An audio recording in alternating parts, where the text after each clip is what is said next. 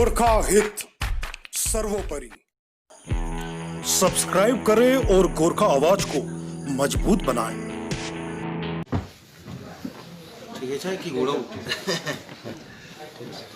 राजू जी नमस्कार। नमस्कार। आप सबका मैं स्वागत करता हूं और हमारे सब मीडिया के साथियों के माध्यम से दार्जिलिंग हिल्स, तराई और डूवर्स के समस्त जनता और भारतवासियों को दीपावली और भाई टीका की बहुत सारी शुभकामनाएं और मीडिया के साथियों को भी मैं बधाई भी देता हूं और शुभकामनाएं भी देता हूं, क्योंकि इस कोविड संकट, कोविड महामारी के समय में जिस तरह से आप लोग ने बढ़ चढ़ के जो है और गांव देहात और शहर शहर में घूम करके सच्चाई को दिखाने की जो प्रयास और जो कोशिश की, मैं ऐसा मानता हूं बहुत हद तक आपके माध्यम से देश, समाज और लोगों के लिए अच्छे काम हुए हैं। इसके लिए आप सब बधाई के पात्र हैं और मैं चाहता हूं इसी तरह आप लोग स्वस्थ बने रहें और इस कोविड संकट से बचे रहें, जिससे लोगों को जो है हकीकत आपको हमेशा दिखा सके। राजू जी देखिए, यस्टरडे आपने ऑनरेबल एक्सीलेंसी गवर्नर साहब के मुलाकात किया, किस विषय लेकर आपको बात हुई है? दार्जिलिंग लेकर कोई बात हुई? देखिए, ये मेरी एक औपचारिक उनके साथ भेंट थी और मैं लगातार मेरी कोशिश रहती है कि क्योंकि वो हमारे सबसे पश्चिम बंगाल के प्रथम नागरिक हैं, हेड हैं और इस नाते जो है मैं उनसे मिल करके हमारी जितने भी दार्जिलिंग और इस क्षेत्र की जो समस्याएं हैं, जो इश्यूज़ हैं, उनके साथ मैंने वो सारी चीज़ें साझा की और महामहिम गवर्नर साहब वैसे अपने आप में बहुत सक्षम हैं, बहुत मतलब उनको नॉलेज है, ज्ञान है और सारी बातें उन्होंने सुनी और हमारे तो जो है डेवलपमेंट के अलावा और भी बहुत सारे इश्यूज हैं और बहुत सालों से रहे हैं और उन सब विषयों को लेकर की भी चर्चा हुई। कुल मिलाकर के जो है बहुत एक पॉजिटिव मुलाकात थी। करीब सवा घंटे, 1.5 घंटे तक जो है मेरी उनसे इन सब विषयों को लेकर के भेंट हुई। राजू जी, आपने नेशनल स्पोक पर्सन होने के बाद दार्जिलिंग में पहली बार आप पत्रकार सम्मेलन कर रहे हैं। इवन आपके ऊपर में बहुत जिम्मेवारी सौंपा गया कि आप अभी सिर्फ दार्जिलिंग का ही नहीं है, आपका भारतीय जनता पार्टी का देश भर की जितने सारे स्टेट है वहाँ पर भी आपको ध्यान देना है। लेकिन इतना काम की प्रेशर में भी आप दार्जिलिंग को कितना ध्यान दोगे और दार्जिलिंग का जो उम्मीदें है, दार्जिलिंग के जो जनता के जो तमन्ना है, वो कब तक पूरी हो सकता है? देखिए, मैं प्रेशर लेता नहीं हूँ, मैं प्रेशर देने वाला आदमी हूँ और जो है हम लोग यूथ जवान लोग हैं, जितनी जिम्मेदारी होती है हमारा जोश उतना बढ़ता है। सो वो सब नहीं, मेरी जो पहली और प्राथमिकता जो है मेरी दार्जिलिंग की जनता के प्रति ही रहेगी, क्योंकि मेरी जड़ जो है वो दार्जिलिंग है। मेरा फाउंडेशन मजबूत रहेगा तभी जो नींव खड़ी होगी, घर बनेगा, वो मजबूत होगा। तो मैं जड़ को कभी नहीं छोड़ सकता, ये मेरी आत्मा है और उसके साथ पार्टी जो भी जिम्मेदारी देगी मैं अपने तरफ से ईमानदारी से प्रयास करूंगा कि मैं उसको पूरा कर सकूं। भारतीय जनता पार्टी आज दुनिया की देखिए सबसे बड़ी पार्टी है और सबसे बड़ी पार्टी का जो है आज जहां भारत में उसकी सरकार है और ऐसी पार्टी का जो है स्पोक पर्सन बनना, नेशनल स्पोक पर्सन बनना मेरे लिए गर्व का विषय है। मैं ऋणी हूं हमारे पार्टी के शीर्ष नेतृत्व का और ये सिर्फ भारतीय जनता पार्टी में ही संभव है। मैं मणिपुर में जन्मा, एक गांव से निकला हुआ लड़का और मुझे जो है पॉलिटिक्स में हार्डली 1.5 साल होने को है, उसके बावजूद भी जो है इतनी बड़ी जिम्मेदारी मुझे दी है। मैं कोशिश करूंगा उस जिम्मेदारी को जो है पूरी ईमानदारी के साथ पूरा करूं। दार्जिलिंग लेकर क्या सोच रहा है आपको? एक बात, बाजार में चावल हो रहा है, र्यूमर भी हो सकता है, लेकिन आप लोग सेंट्रल में है, साथ ही आप नेशनल स्पोक पर्सन भी है। दार्जिलिंग में लेफ्टिनेंट गवर्नर के एक बात चल रहा है, मतलब यूटी का प्रोविजन का कोई बात चल रहा है? देखिए, ये कितना का हकीकत है? दार्जिलिंग तराई डूवर्स को लेकर के भारतीय जनता पार्टी और हम सब बहुत गंभीर हैं, ये मैं आपको बताना चाहता हूँ। और जो हमने स्थायी राजनीतिक समाधान का जो वादा किया है, जो बोला है, उसको पूरा करने के लिए हम कमिटेड हैं और उसको पूरा करेंगे। और मैं चाहता हूं वो दिन जल्द से जल्द आए, उसके लिए मैं प्रयास कर रहा हूं। और भारतीय जनता पार्टी एक ऐसी पार्टी है जो कमिटेड है और हम अपने स्वार्थ के लिए राजनीति नहीं करते। हमारे लिए देश सर्वोपरि है, राष्ट्र सर्वोपरि है। राष्ट्र को ताकतवर बनाने के लिए जो कुछ भी हो सकता है वो सब हम करेंगे। और दार्जिलिंग हिल तराई डुवर्स के लोगों को गर्व है कि हिंदुस्तान में आज एक ऐसी पार्टी है। हमारे इस क्षेत्र में ज्यादातर गोरखा रहते हैं और हम भी राष्ट्रभक्त हैं, देशभक्त हैं। इसलिए देश को ताकतवर बनाने के लिए जो प्रयास भारत सरकार की तरफ से हो रहे हैं, चाहे वो 370 का हटना हो, चाहे राम मंदिर का बनना हो, चाहे बोरोलेन की समस्या का समाधान हो, चाहे जो हमारे पीड़ित शोषित लोग जिनको नागरिकता देने का काम करने का काम हो, ऐसे बहुत बड़े बड़े फैसले जो कभी सपने में भी नहीं सोच सकता। और हमारे यहाँ की राजनीतिक दल अपने वोट बैंक के चक्कर में इन सब समस्याओं का समाधान आज तक नहीं कर सकी। लेकिन भारतीय जनता पार्टी ने जब दूसरी बार सरकार में आई, शुरुआत के 6 महीने में ये सब करके दिखाया है। और हम दार्जिलिंग तराई डुवर्स को लेकर के भी, जैसा मैंने बताया, हम गंभीर हैं, उस दिशा में हम लोग सोच रहे हैं। इस दफा दार्जिलिङ अरू टाइम सोध्नुहोस् तपाईँ नेपालीमा सोध्नुहोस् हिन्दीमा ज्यादा पर्छ अब नेपाली सोध्नु एउटा प्रश्न है तपाईँलाई गर्नु मन लाग्यो। अनि तपाईँलाई एउटा आरोप आइरहेको छ कि दार्जिलिङबाट सुरु भयो भाजपा, अनि भनौँ फेरि दार्जिलिङमै अन्त हुन्छ भन्ने खालको आरोप लागिरहेको छ। यसमा कस्तो नजरले हेर्नुहुन्छ तपाईँ? कस्तो आरोप भनेको बुझिन? अनि तपाईँको खेल यहीँबाट सुरु भयो, अन्त पनि यहीँ हुने भन्ने एउटा आरोप लगाएको छ। तपाईँलाई के भन्नुहुन्छ यसमा? हेर्नुहोस्, म यति नै भन्न चाहन्छु, भारतीय जनता पार्टी भनेको विश्वको सबैभन्दा ठुलो राजनीतिक पार्टी हो। अनि आज भारतमा आधीभन्दा धेरै स्टेटमा भारतीय जनता पार्टीको सरकार छ र हिन्दुस्तानमा पनि आज 300 भन्दा धेरै सांसद लिएर भारतीय जनता पार्टीको शासन छ। हामी गर्व महसुस गर्छौं किनभने हामीहरूका नेतृत्व गर्ने आदरणीय श्री नरेन्द्र मोदीजी हामीहरूका प्रधानमन्त्री हुनुहुन्छ। त्यही भएर आजसम्म हेर्नुहोस्, सबै एलायन्स पार्टीहरूलाई हामीले साथै लिएर हिँड्यौं, कसैलाई हामीले केही नराम्रो पनि भनिनौं।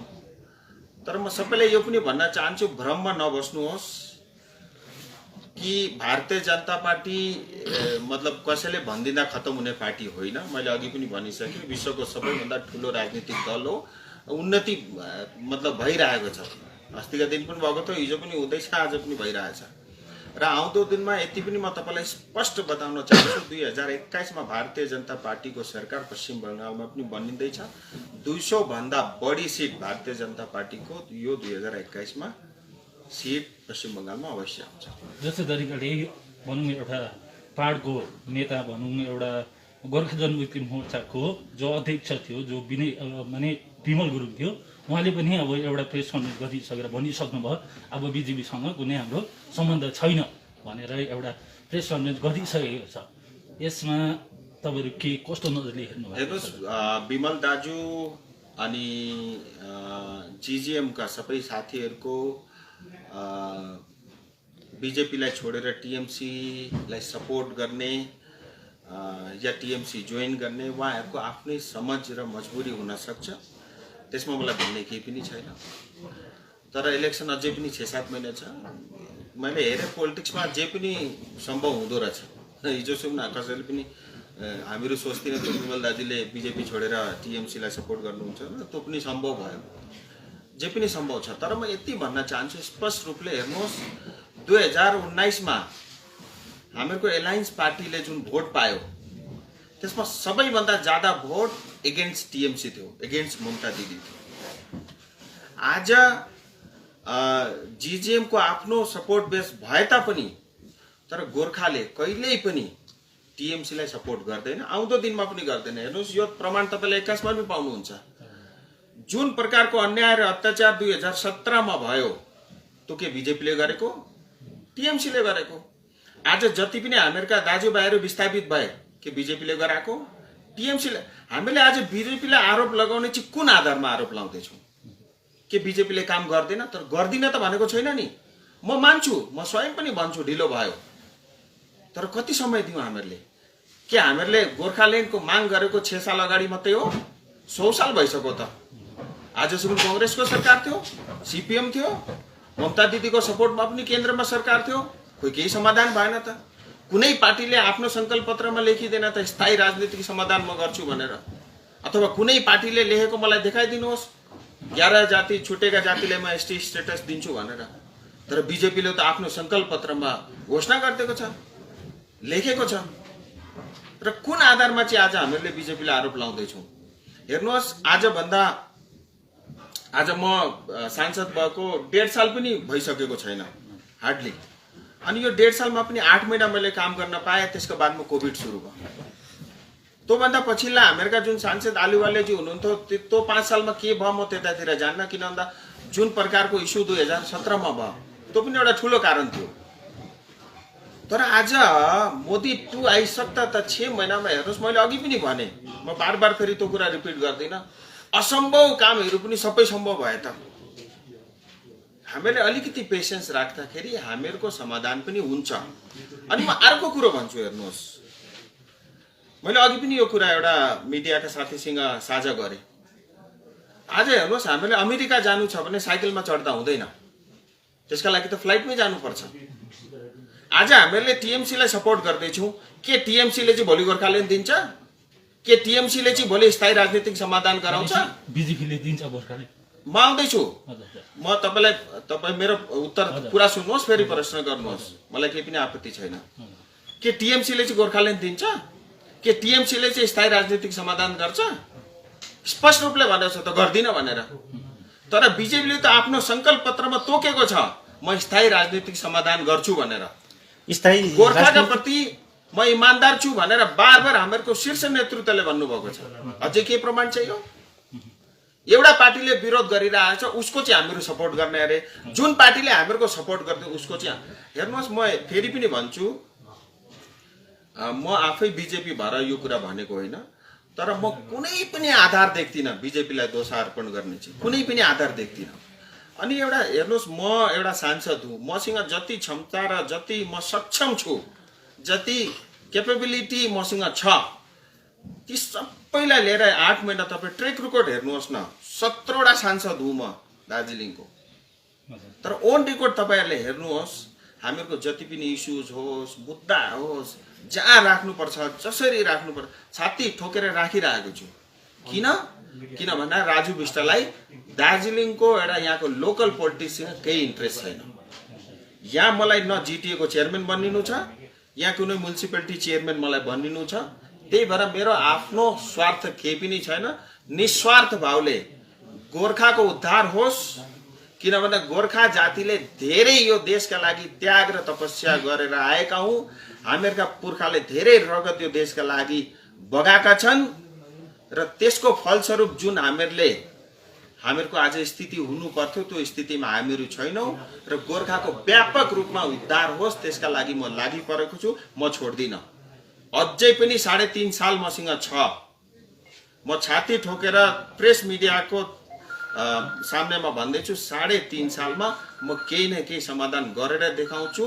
केही न केही हामीहरूको जति जुन हामीहरूले आज मुद्दाको कुरा गर्छौँ त्यसको भएको हुन्छ। म तपाईहरुलाई यो आज एकदम यो प्रेस मिटमा पनि भन्दैछु। एउटा यथार्थ कुरा है, अब कुनै अब यथार्थमा नजानु न। एउटा यथार्थ कुरा हेर्नु, साजु दार्जिलिङ शहरमा ठुलो नेताहरू छ, पाहाडमा अब धेरै ठुलो बोल्छ, तर गर्नु चाहिँ अहिलेसम्म केही गर्नु सकिरहेको छैन होइन। अब तपाईँ एमपी हुनुहुन्छ, तपाईँले म 3 वर्षको समयमा म गरेर देखाउँछु भन्नुहुँदैछ। जनताले चाहिरहेको छ जति सक्दो चाँडोभन्दा चाँडै होस् भन्ने एउटा चाहिरहेको छ।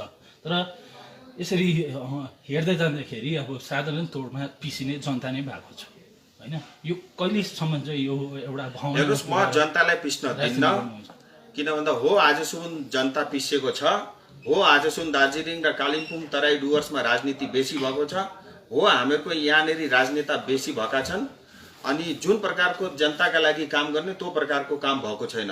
म कुनै पार्टीको नाम लिन, तर यो सच्चाइ पनि हो। आज जनताले पनि यो कुरा बुझेको छ। मैले अघि पनि भने मेरो आफ्नो केही स्वार्थ पनि छैन। हेर्नुहोस्, बिजेपीको पनि आफ्नो स्वार्थ नहुन सक्छ, किन भन्दा सानो ठाउँका लागि।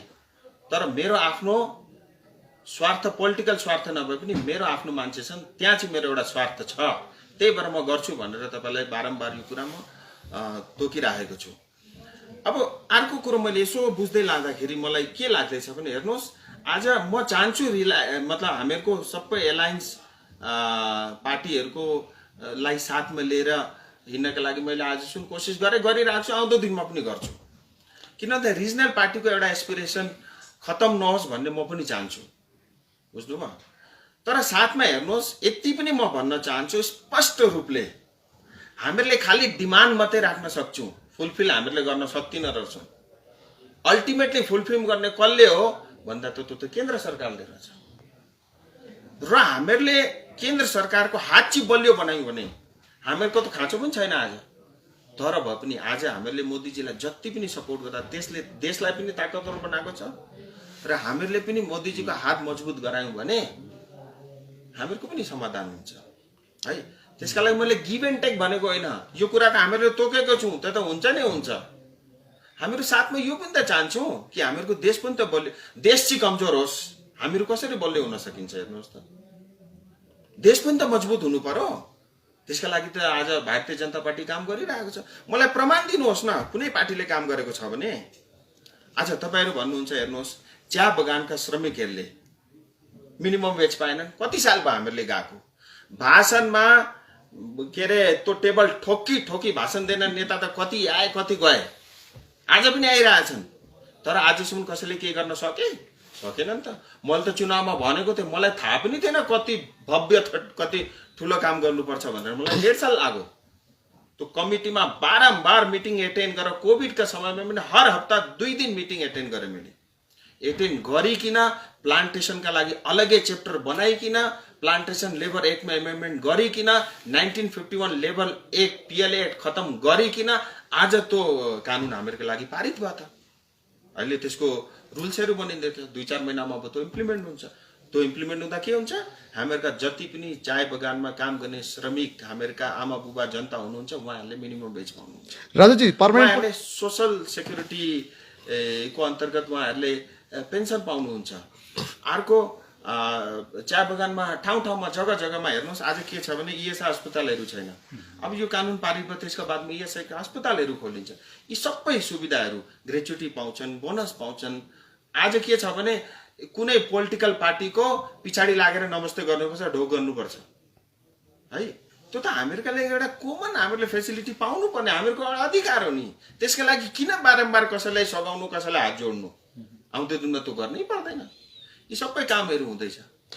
पर्मानेन्ट पोलिटिकल सोल्युसन भन्यो भने तपाईँहरूको भन्नुहुन्छ नि, मतलब त्यो स्ट्यान्ड के हो? GTA मतलब गोर्खाल्यान्ड होइन नि, तपाईँ separate state, union territory, 6 schedule, otherwise एउटा त केही अप्सन भन्यो भने जनताले खोज्छ नि, रोज्छ नि। एक बात बताओ, 1.5 साल से आप मुझे पूछ रहे हो, ठीक है, पूछ रहे हो ना, ये पहली बार तो नहीं पूछ रहे हो। मैं आपको क्या बता रहा हूँ, हमारी पार्टी कमिटेड है, गंभीर है, उस दिशा में काम चल रहा है। समय आने दीजिए, थोड़ा पेशेंस रखिए, क्योंकि ये जो है जब भी होगा वो आपको पता चल जाएगा। आउने दिनमा बीजेपी पार्टीको एउटा रणनीति पाहाडमा के कस्तो रहनेछ? हेर्नुहोस्, रणनीति स्पष्ट छ। रणनीतिमा केही फेरबदल पनि छैन। हामीहरूका सबै एलायन्सका साथीहरू हामीहरू सबै साथमा छौँ, मिलेर चुनाव लड्छौँ है। अनि हामीहरूले सोच्छौँ होला बिजेपी कमजोर छ, तर बिजेपी कमजोर छैन। पश्चिम बङ्गालमा धेरै बिजेपीको ताकत बढेर गएको छ। पहाडमा पनि धेरै जनसमर्थनहरू छन्, तर आज त्यो भिजिबिलिटी देखिँदैन। किनभने आजसम्म बिजेपी, म स्वयं मैले भन्छु, हामीहरू अलिक सानो भएर बस्नुपर्छ, अगाडि अरूलाई अगाडि राख्नुपर्छ। किनभने म RSS ब्याकग्राउन्डको मान्छे, मतलब मेरो कल्चरै त्यही हो। कि जो कुछ भी अच्छा किया वो आपने किया, जो कुछ भी खराब हो गया मेरा है भन्ने हामीहरू स्ट्यान्डको मान्छे हुँ।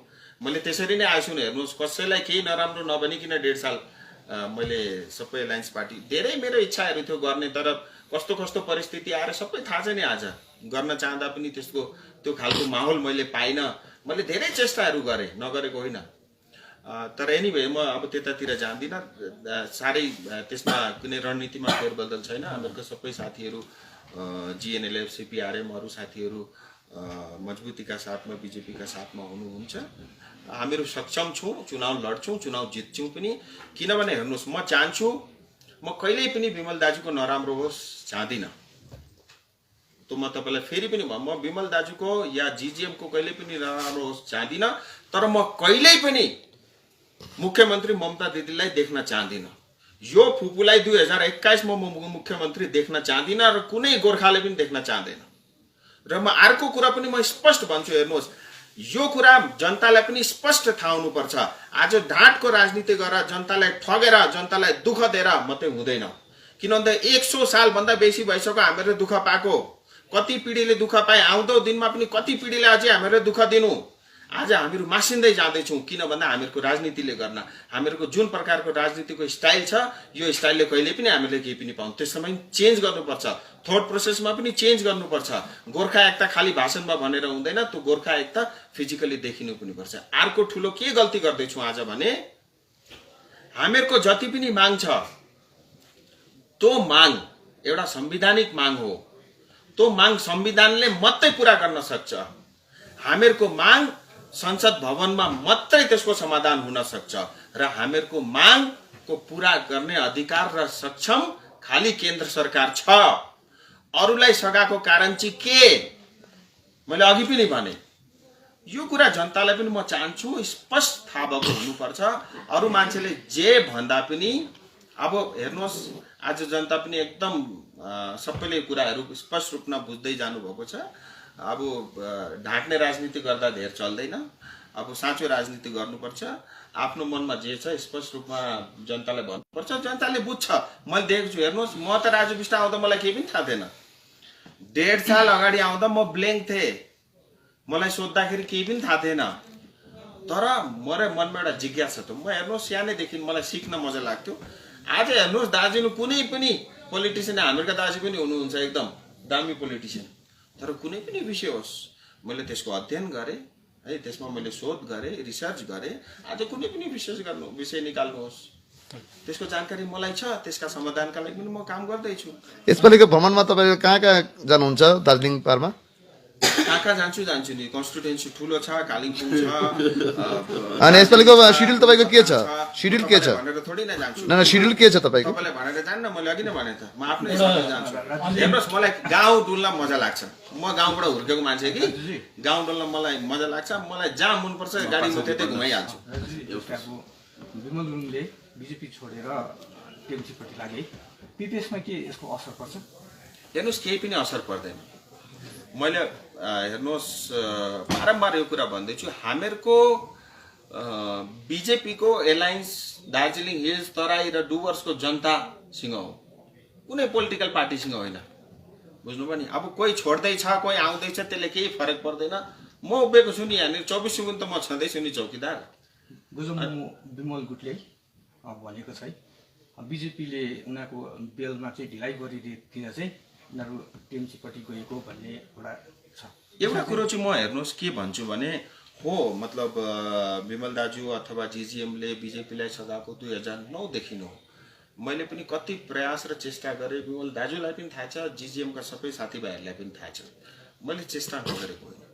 तर यो जहाँसम्म यो लो एन्ड अर्डर एउटा स्टेटको सब्जेक्ट हुनाले गर्दा धेरै प्रयास गर्दा पनि त्यसमा सफलता पाएन।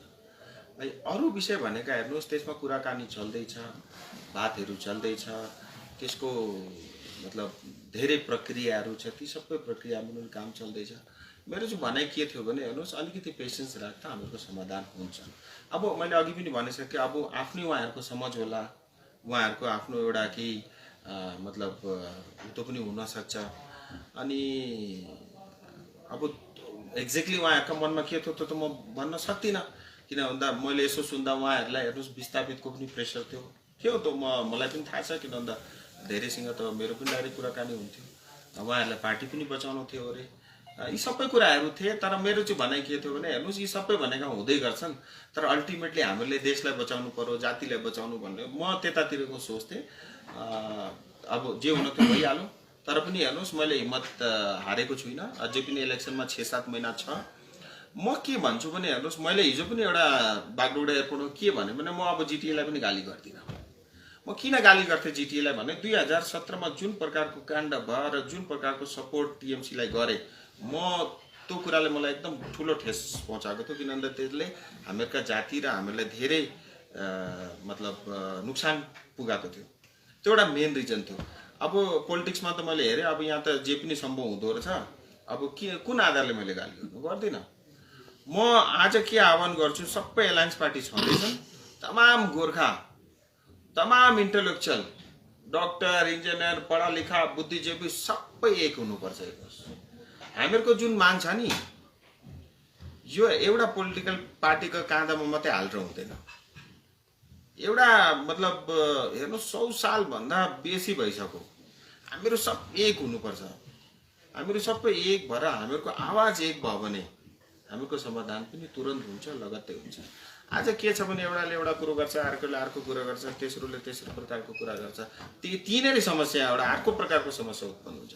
माइन्डमा क्ल्यारिटी राखेर हामीहरू एक भएर काम गर्यौँ भने सब कुछ हेर्नु, भारतको संविधान हेर्नुहोस्, यस्तो संविधान हो त्यहाँ सब कुछ पोसिबल छ। जे पनि समावेश गर्छु भन्दाखेरि त्यति सक्षम भएको कन्स्टिट्युसन इन्डियाको हो, भारत देशको। अनि आत्तिनु पर्ने त म केही पनि देख्दिनँ। किनभने हेर्नुहोस्, हामीलाई समाधान चाहियो भने त्यसका लागि समय पनि लाग्छ है। हामीले एउटा मारुति कार त मागेको होइन, मारुति कारमा आएको थियो भने त जसले पनि दिइहाल्थ्यो। हामीले मागेको स्थायी राजनीतिक समाधान ठुलो हो। त्यो हामीलाई थाहा छ के मागेको हामीले।